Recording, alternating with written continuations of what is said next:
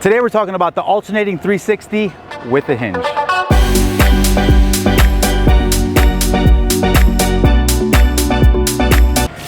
What's going on, guys? Today I want to talk to you about some Mace movements that I incorporate a lot in a lot of my workouts.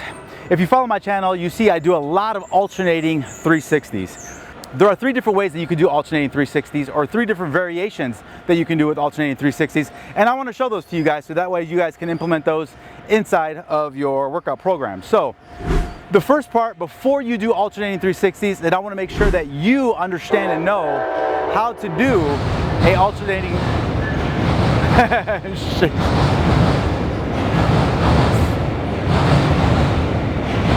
What are you gonna do, guys? It's the bright line. We're in downtown Fort Lauderdale. It's gonna get loud at times. So the first part to understanding the alternating 360 is you need to make sure and understand that you know how to do a 360. So we're gonna briefly go over the 360 movement pattern with a mace, and then we're gonna get into some of the alternatives that you can do with the alternating 360. So real quick, we're just gonna review some of the specifics of a 360. So whenever you're doing 360s, you're gonna start here in this position. I like to keep my hands just a little bit below my belly button, so the pommel is just below my belly button, right at about my waistline. From here, my elbows are married to my rib. My top hand is gonna determine which direction I go. So if my top hand is my right hand, I'm gonna go over that side. So I go over, and this is the direction I go. Some people like to go over the same side shoulder. This is not wrong. However, it is a little more advanced, and if you're just starting off with this movement, I suggest going over top hand points opposite shoulder. That's the way that I recommend doing it. When you're here in this starting position, you want to make sure that your feet are pointed straight ahead, your abs are on, and that you're gaining control. When you're doing this, I like to steer with the pommel, is what I like to do. So when I steer with the pommel, it initiates the swing.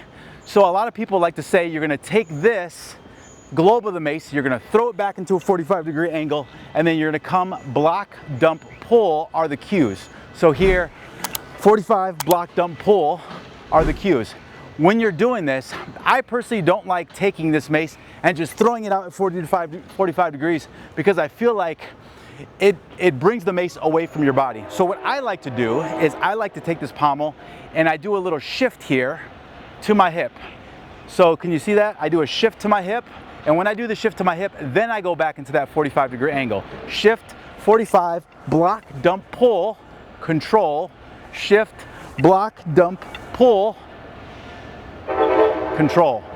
So just making sure that you understand your definitive markers and your definitive endpoints is a really important factor whenever you're doing this Mace 360. Now this is a pretty lightweight right now. This is an Addicts Club. It adjusts. So right now I roughly have 10, 15,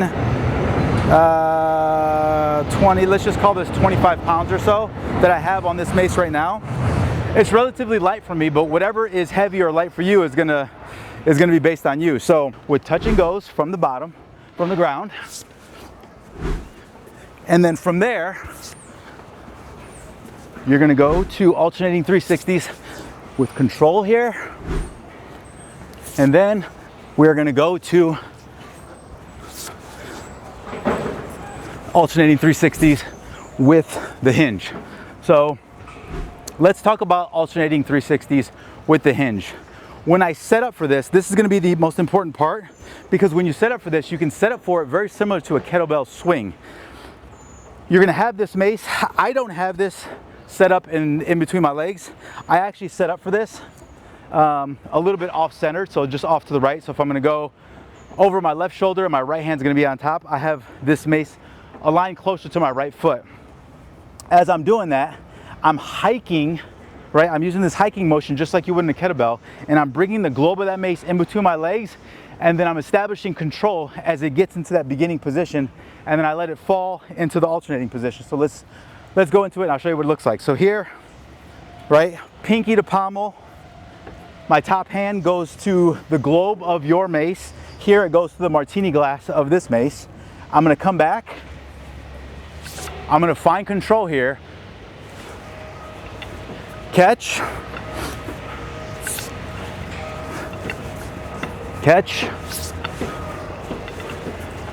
catch. Now as you do this, what's important here is this opposite hand.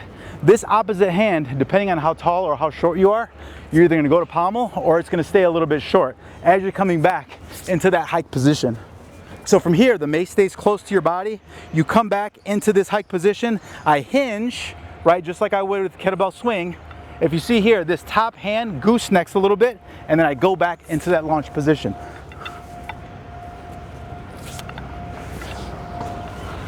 Martini glass.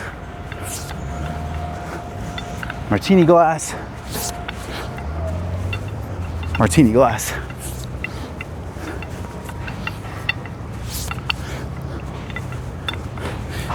And then as I park my mace, I make sure that I go back into that hike position and I set it down properly so I don't get injured. That right there is an alternating Mace 360 with a hinge. How I incorporate this into my workouts is I usually do longer sets with this. So these sets are usually 5 minutes plus. So adjust the weight accordingly. Also, when I'm doing this, I also use this as an active rest. So sometimes I'll set the club or I'll set my mace to be extremely light. And if I'm doing 30 seconds on, 30 seconds off, 45 seconds on, 60 seconds off, whatever that may be, if I'm doing something with time under tension, what I'll do is I'll use this as my active rest. So instead of just pacing back and forth, waiting for the timer to go off and starting my next set, I'll do a motion like this, and I do a lot of mace movements like that, where that's how I incorporate the mace into my workouts. Also, I know a lot of you guys are gonna ask, can you incorporate this with a club? Can you incorporate this with anything a little bit longer? So here, I have the Addicts Arc. The Addicts Arc is a little bit longer than a club, however, it's shorter than a mace. So these are the two. That way you could see, this is the mace, and then this is the arc, so it's a little bit shorter. So I know what you guys are gonna ask, can you do the hinge movements? That's gonna fall.